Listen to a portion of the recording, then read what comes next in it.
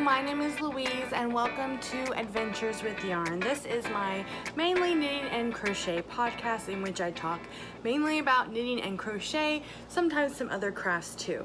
Thank you so much for joining me today. If you are new to the channel, feel free to subscribe if you like what you see. And if you are already a subscriber, welcome back. I'm so glad that you've decided to return and check out what I have to show you this week. So I have a few things to show you guys this week. I have some progress on a couple socks. I've got kind of some finished objects. I've got definitely works in progress. I've got a little bit of yarn to show you, and we are gearing up for the next knit along. It is the Purple Hat knit along. It is part of the Click for Babies program in which they educate parents about shaken baby syndrome awareness, ways to cope, ways to prevent that from happening, but also donating the purple hats because it ties into the period of purple crying. We'll talk more about that later, but I have a ton of purple prizes arriving, accumulating, they are building up, and I'm really excited to start that knit along in September. So a little bit more info on that at the end of this program. Okay, so, well, like I said, my name is Louise. I'm coming at you from Oregon in the United States. When I'm not knitting, I work as a nurse, and I try to put out a podcast each week, but things have been a little hectic, things have been a little crazy, and I think that they're just going to continue to be that way for a little bit. So we're just going to fly by the seat of our pants, and I will post when I can post. All right, so let's get into it. What shall we do first? How about a finished object? So last week I just had some progress on this hat, and I had forgotten the name, but actually it's a pattern by Tin Can Knits, and it is the Bumble Hat. And this is the hat I was making for my little baby niece. You may have recalled that I had this ball of yarn that was like self-stripey, more like it changed colors, but it had like 5 colors throughout the whole ball of yarn. So it didn't quite turn out as I had kind of maybe hoped and expected as far as a baby hat goes, because there just wasn't enough of the hat to take up enough of the yarn to really make it, you know, striped. So it kind of turned out to be more of an ombre. But you know, that kind of randomness, it ends up looking cool. It looks cool, right? And this is like a cotton yarn from Hobby Lobby, and it's got sparkles in it. Not sure if you can really see. There we go.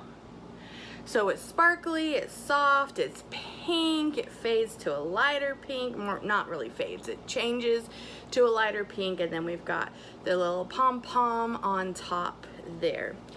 Not that it gets very hot in Fresno, but hopefully they'll get some use out of it. It's really cute. And my niece just turned 1, so it's part of her birthday present.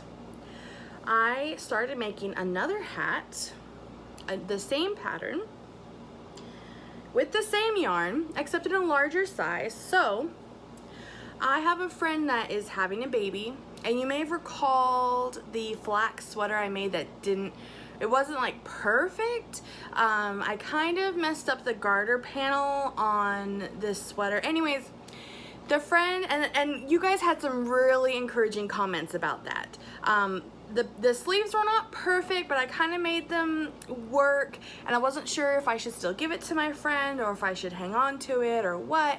And I got some encouraging comments and feedback from you guys that I should still give it to my friend because it was still made with love.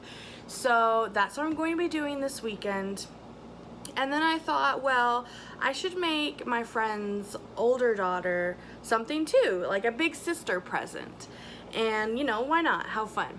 So I used the same yarn as the previous hat that I was just showing you, and the colors changed yet again. So here we have the same light pink that ended up for this pom-pom. Now is a light pink for the bottom of this hat, and this is more of a child size hat. And then switching to the light blue, and I am working on the pom-pom, which is a purple. I made a mistake when making this pom-pom. I love making pom-poms by hand, and I was making this pom-pom and I was like cutting it, and I was like, why are these threads just drooping? Why aren't they sticking straight up? Like, what is going on? And then I realized that I had wrapped the yarn around my finger, and instead of tying the whole loop of yarn together in the middle of it, I don't know what I was thinking, but I threaded the yarn through the middle of it and tied it, and then started cutting. So yeah, I'm gonna have to start over with a pom-pom, but I think I have enough purple left over. So basically the colors will be this light pink, this light blue, and then this purple on top, except the pom-pom will be better looking than this one. And it will just be a nice fun little big sister gift. I'll be giving my friend and her daughter. Usually her daughter comes too when we hang out and go to coffee or whatever. We're gonna go get pie this time at like a farmer's stand. And so, you know, it'll be nice, it'll be fun. Like, here's a little baby sweater for the new baby, and while I'm at it, here is a hat for you for being a big sister. Gift knitting is like my favorite. It is just the best. So that's what's going to happen. So we have those. While we're talking about that flax sweater and gift knitting, I have yet another friend that's having a baby. I know, like, usually there is no end of people having babies and gift knitting to make for people having babies. At work, I actually kind of like cut my coworkers off. I was like, all right, you guys, I can't keep up. Everyone's always having a baby between day shift and night shift, and all the people on my unit. I just, I made some for some, and now it's like everyone, you're cut off. Now I'm making things for myself and my hopefully future baby. But then you have some personal friends, and you just need to make them stuff. So hence the previous flax sweater and the Bumble Hat, both of which are Tin Can Knits patterns. And my other friend having a baby also next month, I decided to make her a flax sweater as well. So we have same pattern, same yarn, just different color as the previous little baby flax sweater that I made. This is a I Love This Cotton yarn from Hobby Lobby. Oh, I wish I had the label to figure out the color, but this color specifically reminds me of my friend that I'm making this for. She's gonna have a little baby boy, and I feel like this is definitely can be like a little baby boy color. But I mean, this just, I've seen my friend wear this color. I've seen her wear this color lipstick. It's very flattering on her. I feel like she will appreciate this color. So you can see that I learned my lesson from my previous flax sweater, and here we have the appropriate garter panel that goes along the sides of the sleeves. Whereas before, I misread the instructions. I made the garter panel, but when I made the increases, the raglan increases for the sleeve, I also extended this garter texture to the increases here, and so it made for the sleeve to be all garter stitch instead of having just this panel, this line that extends down the sleeves as it's meant to be. So I fixed it this time. I have made the yoke and the sleeves. I have just separated the sleeves from the body, so now I will be knitting for about 5 inches from the bottom of the sleeve. You can kind of see there the bottom of the sleeve, knit 5 inches, and making the smallest size flax sweater that there is for a little baby newborn expected to be arriving next month. So that is a lot of fun. I really enjoy making baby sweaters. I have a couple of my own that I hope to use in the future. Okay, maybe we'll take a little bit of a break from projects and I'll show you the yarn that I got. Yeah. All right, so this yarn is really, really cool and has a special place in my heart. Bow! I mean, look at that! Isn't this gorgeous? So, this is from Wallflower Gal Fibers. This is hand dyed from Amanda, who has been a loyal follower of this channel for quite a while, probably since the beginning. I don't know, probably, but she is awesome. She is amazing, and if you may or may not recall, she hand dyed some mac and cheese yarn and did even a giveaway of that for our mac and cheese sock knit along. She hand dyed this. Can you believe that? Freaking hand dyed this. Isn't this gorgeous? And what color do you think this is? Vino in the Park. Is that not perfect? Isn't that like this gorgeous color of like wine red, and you've got these pops of fun and brightness? I just love this so much. This is 100% merino wool, and it is fingering weight because of course it is. It can be used to make socks. I love making socks. So gorgeous, gorgeous, gorgeous. You can find her on Etsy, Wallgal. Oh, I keep butchering it. I will put a link down below. Wallflower Gal Fibers. And I just can't hardly even. It is so gorgeous. I love it so much. So I really wanted to show you guys that. All right, on to the socks. Let's go to the socks. So we have my favorite blue cube little project bags. They're not really meant, not specifically meant to be, but they work out perfectly. Last week I had a finished sock. It was the Cliffwalk sock, and here is my progress on the next Cliffwalk sock. This is by Helen Stewart of Curious Handmade as part of the Handmade Sock Society Season 2.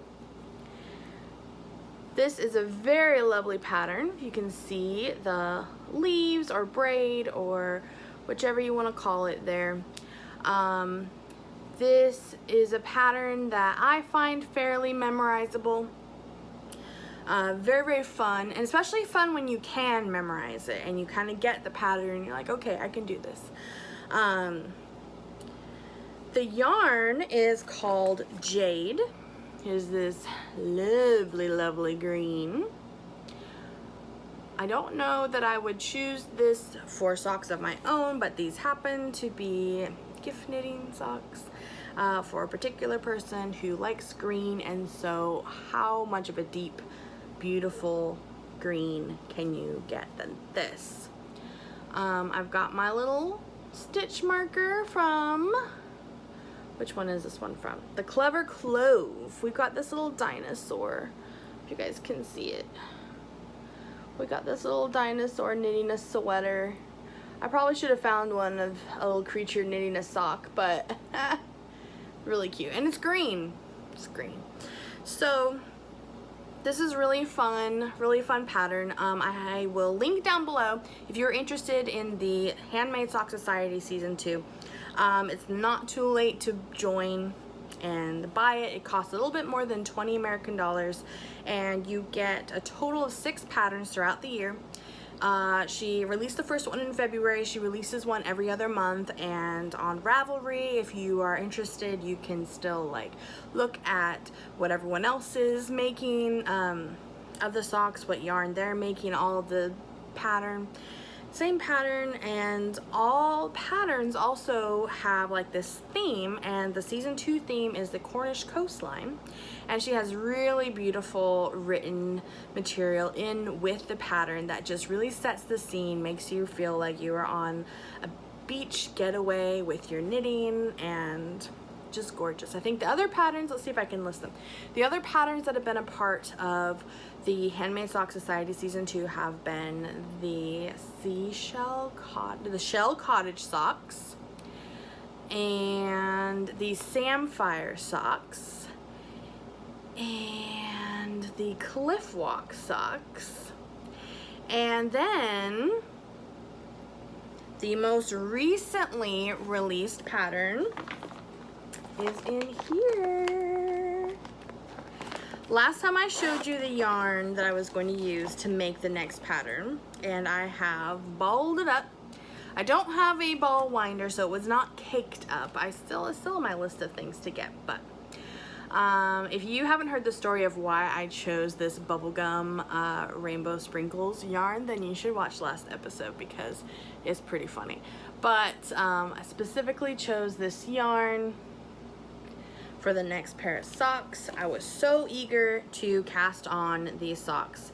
I'm really glad that I didn't cast them on early because they actually have a different cuff than the others. But so let's see if I can remember the name. The next pattern, the most recent pattern for the Curious Handmade Sock Society Season 2 is the Sweet Cream Tea Socks. I believe that's it.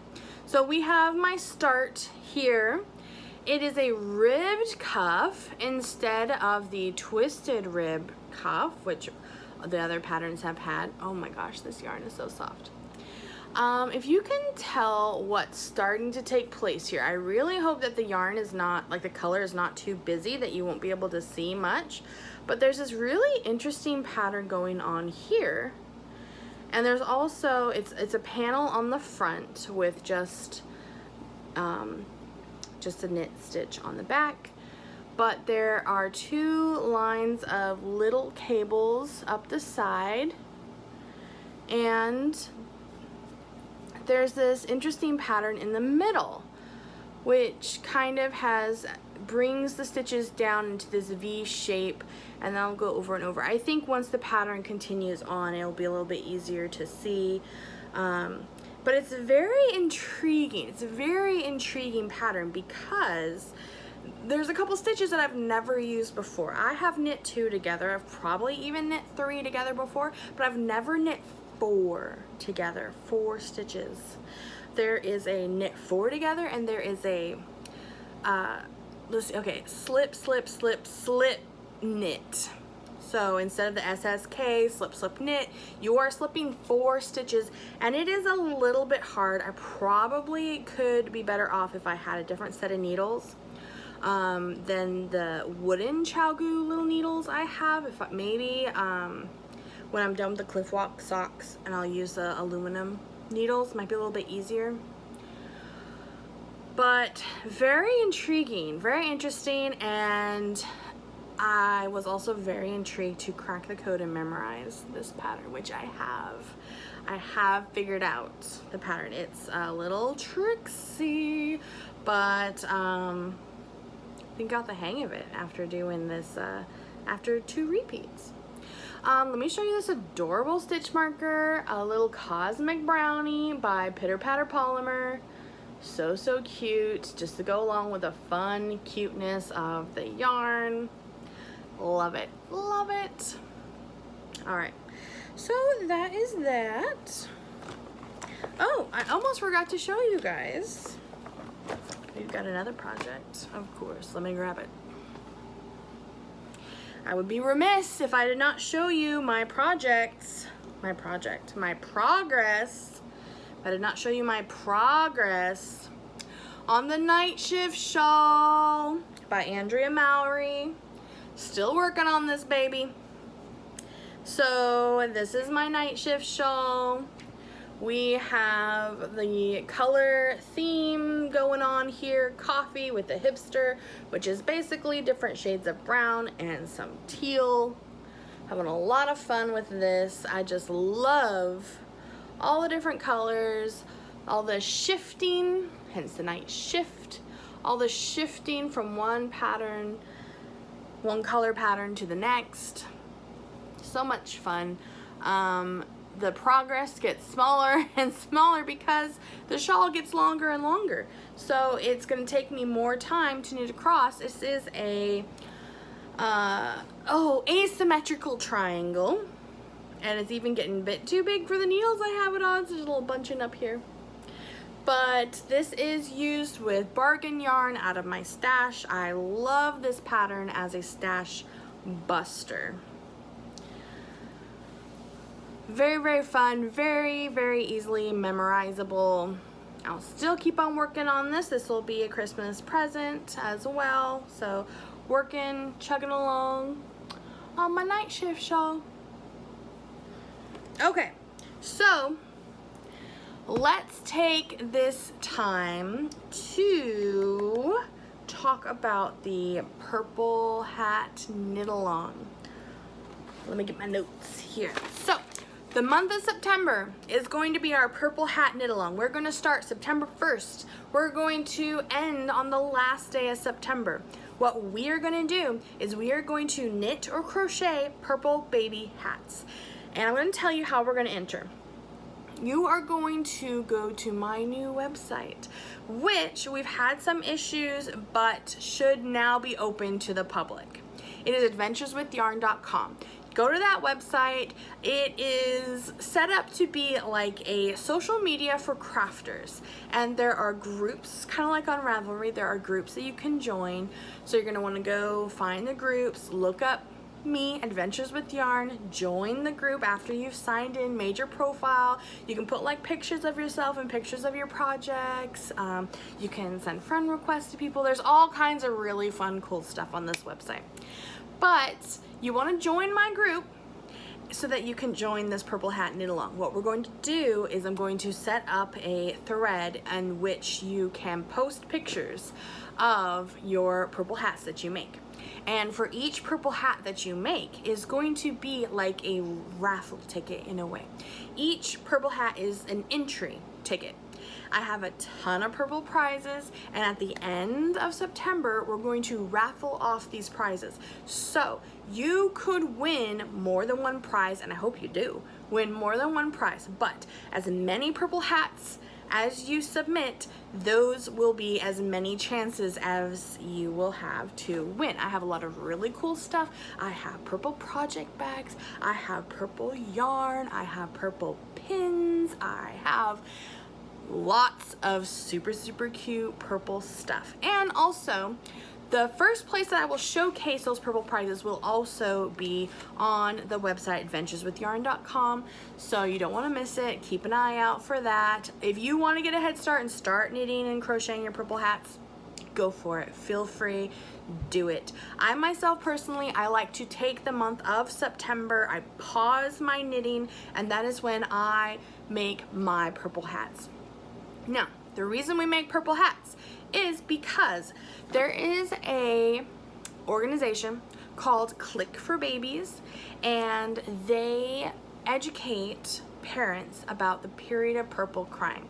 So what they do is other facilities, like other hospitals that use this program, they will cooperate with this and with this program. They provide education to new parents about the period of purple crying, about infants crying, ways to cope, and so they can cope and not shake their babies.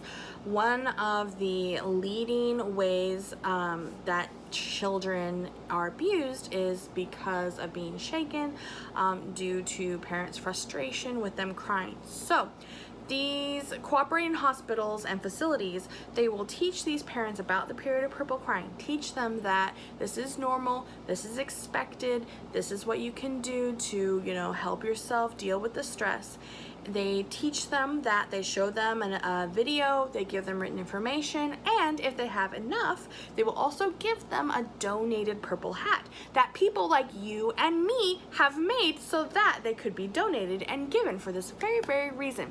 So in that way, we hope that when these babies cry, as they are going to be expected to do at about months, I think 2 and 3, and And they have these purple hats around that can maybe remind the parents that, oh yeah, period of purple crying. Let me look at my paper that had, you know, what that stands for, because there is an acronym here of purple crying. But in that way, we can help support, raise awareness of shaken baby syndrome. So that is super, super exciting. We're going to be knitting these purple hats. I will also put up more information on the Adventures with Yarn group on the Adventures with Yarn website. I will be letting you know where you can donate. You can always donate to your local hospital or birthing center if they do participate and do that kind of thing. Or there are drop-off places around the country as part of Click for Babies. You can always send them to me. I may give you an address down below at some point, probably later. And because I know I'll be donating them to my local hospital. La la la, I can't hardly talk.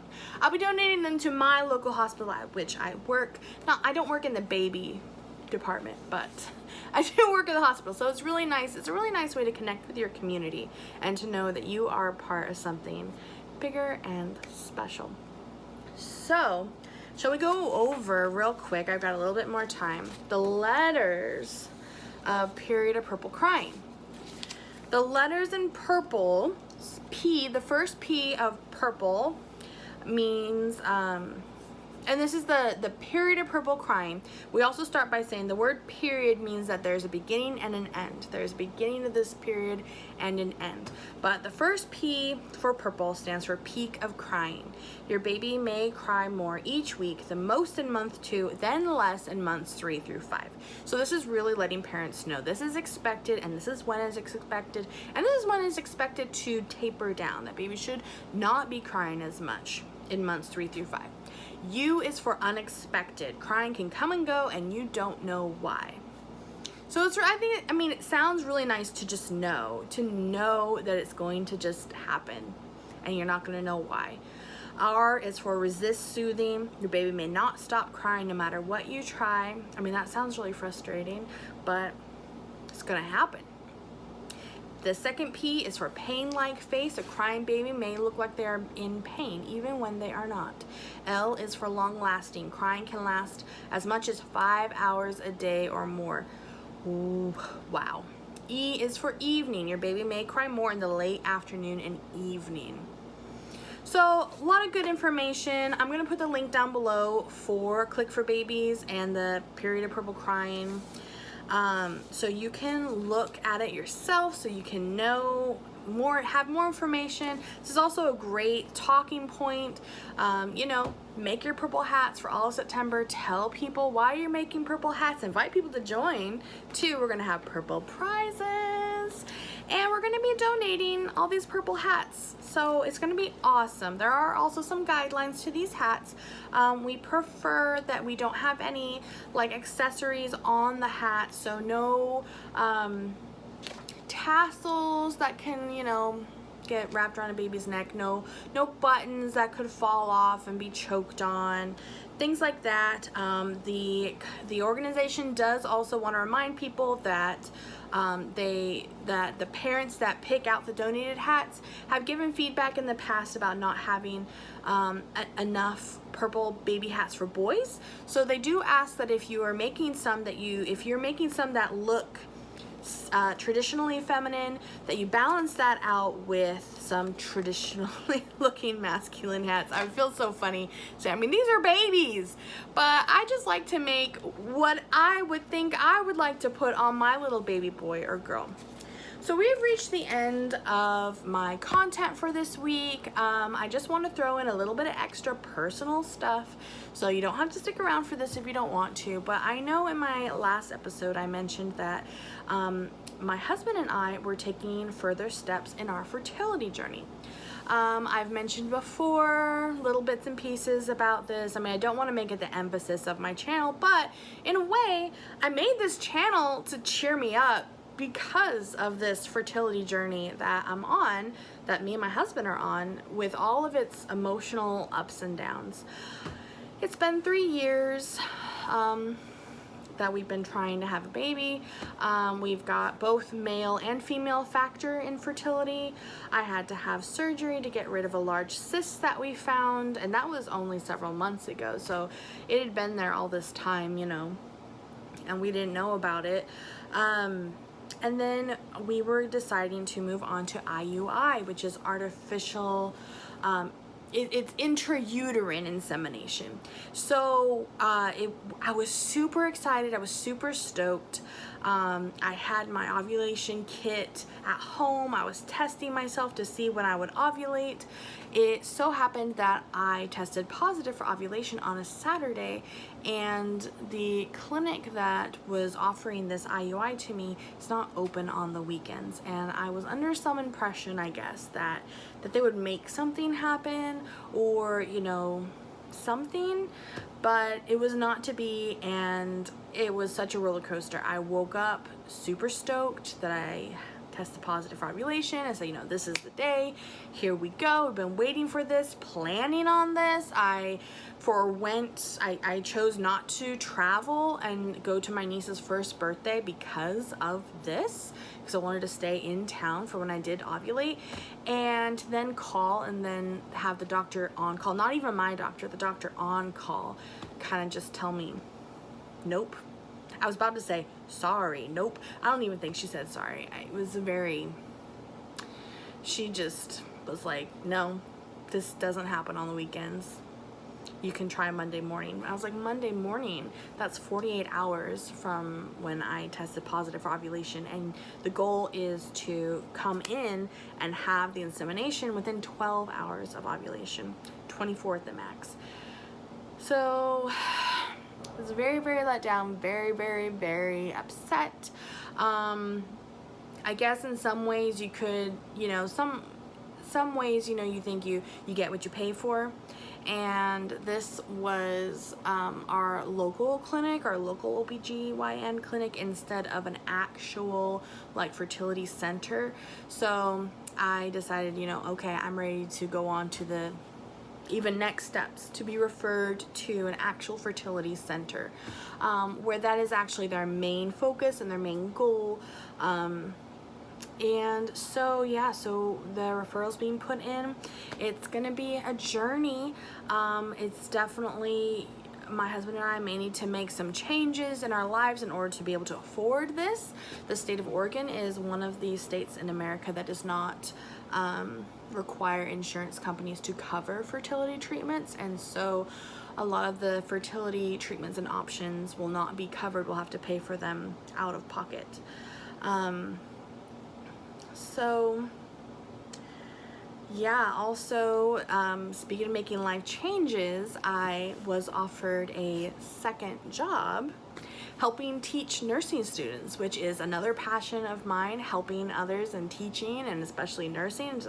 So combining the two is really, really awesome.